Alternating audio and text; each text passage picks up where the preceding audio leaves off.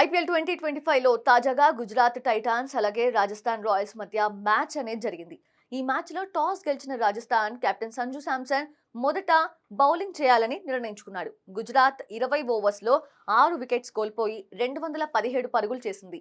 భారీ టార్గెట్లో బ్యాటింగ్కి దిగిన రాజస్థాన్ జట్టు 19.2 ఓవర్లలో 159 పరుగులు మాత్రమే చేసింది. దీంతో 58 పరుగుల తేడాతో రాజస్థాన్పై గుజరాత్ విక్టరీ అందుకుంది. అయితే మ్యాచ్లో రియాన్ పరాగ్ విషయంలో పెద్ద వివాదమే నెలకొంది. రాజస్థాన్ ఇన్నింగ్స్లో అతను అవుట్ అయిన తర్వాత అహ్మదాబాద్లోని నరేంద్ర మోదీ స్టేడియంలో మరో డ్రామా కనిపించింది. అతను అవుట్ అయ్యాడా లేదా అని సోషల్ మీడియాలో హాట్ టాపిక్ మొదలైంది. రాజస్థాన్ ఇన్నింగ్స్ 7వ ఓవర్లో కుల్వంత్ ఖేజ్రోలియా బౌలింగ్ చేయడానికి వచ్చాడు. పరాగ్ తన 4వ బంతిని సరిగ్గా ఆడలేకపోయాడు.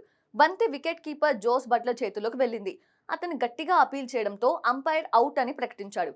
కానీ రియాన్ పరాగ్ డిఆర్ఎస్ తీసుకోవాలని నిర్ణయించుకున్నాడు. రివ్యూలో చూస్తే బంతి బ్యాట్ కి తగలలేదు, కానీ బ్యాట్ నేలను తాకినట్లు కనిపిస్తోంది. అయితే అల్ట్రా ఏజ్ లో స్పైక్స్ రావడంతో థర్డ్ అంపైర్ అవుట్ ఇచ్చాడు. అయినా కూడా రియాన్ పరాగ్ ఫీల్డ్ అంపైర్ తో చాలా సేపు వాదించాడు. అయితే బంతి బ్యాట్ కి తగలలేదని అతను వారికి వివరించడానికి ప్రయత్నించాడు. కానీ అంపైర్స్ అతన్ని బయటకు వెళ్ళమని కోరారు. అయితే పరాగ్ అప్పుడు అవుట్ కాకపోతే మ్యాచ్ మరోలా ఉండేదనేది సోషల్ మీడియాలో చర్చ సాగుతోంది.